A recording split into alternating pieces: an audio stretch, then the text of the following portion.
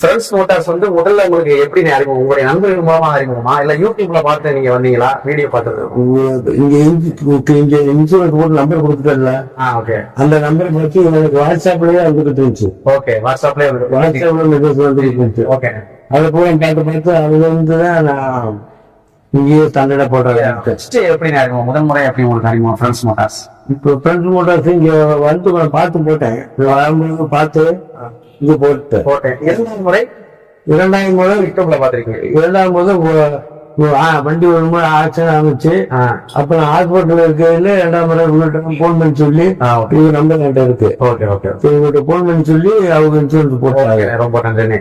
அதாவது நம்முடைய friends Motors insurance இருக்குல்ல, இதுல வந்து நீங்க வந்து பயன் அடைந்திருக்கீங்க. 2 முறை பயன். முதல்ல விபத்து ஏற்பட்டோம்னா உங்களுடைய மனநிலை எப்படி நேர்ந்துச்சு? யாருக்குமே அந்த மனநிலை வந்துட்டு கொஞ்சம் பதட்டமா தான் இருக்கும் அந்த நேரத்துல. கண்டிப்பா. மறுபடியும் ஹாஸ்பிட்டலுக்கு போன பின்னால கொஞ்சம் மன நிம்மதி ஆயிடும். அப்புறம் வண்டியை எடுத்து கொண்டு டிங்கர்கிட்ட விட்டு வேலையை பார்த்துட்டோம்னா சரியா வந்துடும். சரியா